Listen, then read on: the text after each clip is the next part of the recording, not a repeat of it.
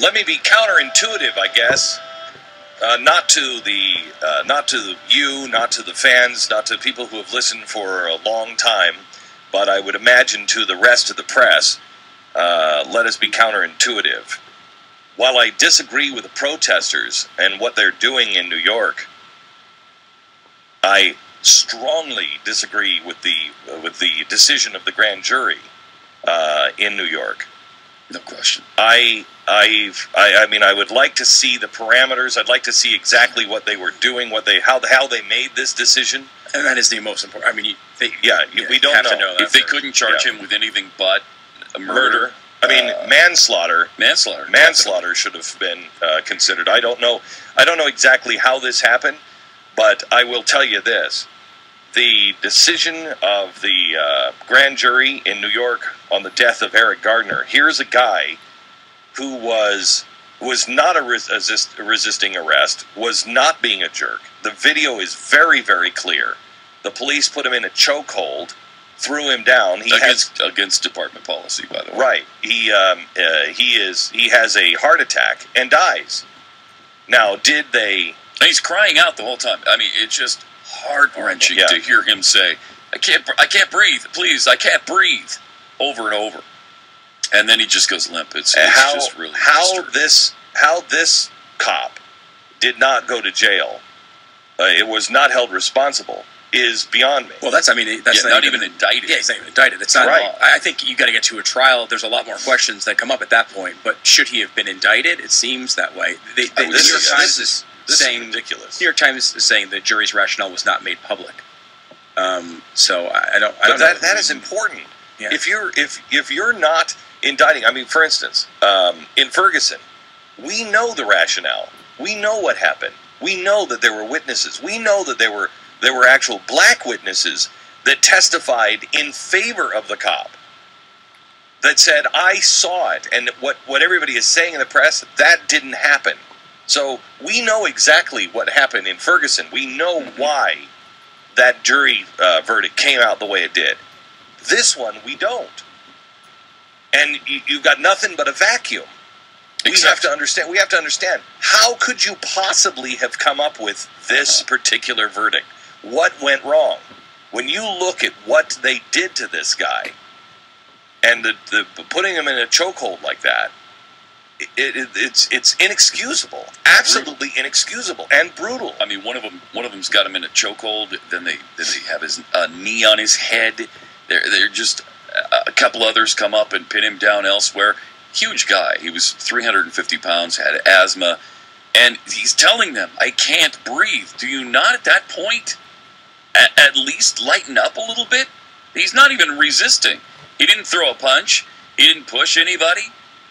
And I've seen the video from start to finish where the cops first arrive, and I guess his deal is he's sold illegal cigarettes on the street. Yeah, I know. In New York? I know. Yes. Yeah. So wait a minute. Illegal cigarettes. What does that mean? Listen to this. Listen to this. What does it mean to sell illegal cigarettes? It means the state didn't get their tax dollars. That's what illegal cigarettes. It's not that they're more dangerous than regular cigarettes. It means these are cigarettes that were purchased through the company and then sold on the street without the state getting their tax dollars. So they killed a man for their tax dollars. It's bad. That makes it even worse. It's really bad. Yeah, and all he's doing at the beginning, he's not even resisting it. He's just yelling at him to leave him alone. So I'm not doing anything. I didn't sell nothing. Leave me alone. Just leave me alone. Yeah, it's a light resist. It's a talkative because it's not a physical resisting of arrest. Yeah, and that's a big line. And even when they say put your hands behind your back, he's like no, and then he doesn't swing at anybody. Then they're just on him. And as soon as they take a physical sort of control of the situation, which is okay, you could. I mean, they can put his hands behind the back and they can push him to the ground. And they cannot do the chokehold thing. And they need to watch his condition as this is occurring. But he never seems to do anything physical to resist. Nothing. In fact, doesn't even seem to be arguing against him being pushed to the ground. He's just saying, I can't breathe. Right. If you listen to this show, I'm as pro cop is humanly allowable. No, by I'm not law. going to let you get. I'm not letting you get away with that. We are all pro cop. I didn't say you weren't. No, I know, but I know. But what you are is you will give the benefit of the doubt to the cop in every possible scenario. I would not agree with that analysis. But anybody who heard the show yesterday would. Yeah, anybody. I would disagree with that analysis. But I'm fine with it. Like if you're gonna err with a judgment on me and it's towards the being pro police, I'm fine with it. Yeah, that's fine. That's probably too pro police. I think there are definitely people in the audience who think I'm too pro police, and you guys pretty much think that, which is fine. But even in this case, I don't know what the directions of the grand jury were, and it has not been reported. And that's the real problem. Look, when you're on a jury, when you're in a grand jury, they give you specific parameters. And so they say, you can't consider this, you can't consider this, you can't do this, you can't ask that, this doesn't count. Right. And you're like, well, they may have been going only for murder or something, and correct. They were not allowing manslaughter. But listen to this, manslaughter in the second degree. A person is guilty of manslaughter in the second degree when he recklessly causes the death of another person. Definitely fits. I think so. I think that fits. It's at least worth the trial, right? Yeah. Yes, it's definitely worth the trial. Because you got to remember, a grand jury is not a jury trial.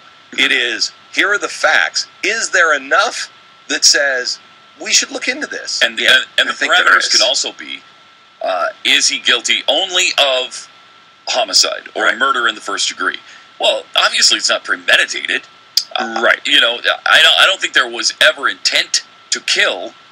They just did. I agree with you. They wanted to subdue him. He is a very large guy, and they maybe thought they needed a lot of force. But what they did wasn't okay.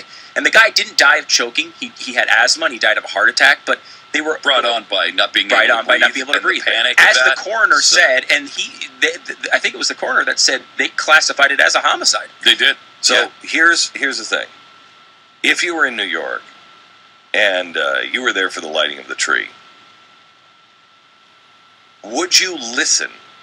Would you listen to these protesters if they were walking down the street holding signs that said, F the tree, and they were chanting there with your children by the tree, F the tree, no. And they're snarling traffic and everything else, F the tree, F the tree, F the cops. Let's just judge it on the merits of the case, and we don't need you don't need any of that. Christmas. If you would have done what Martin Luther King suggested to do, and that is, they could have easily gone into that crowd. They could have been singing, "Oh Holy Night," and people would have said, "What is this?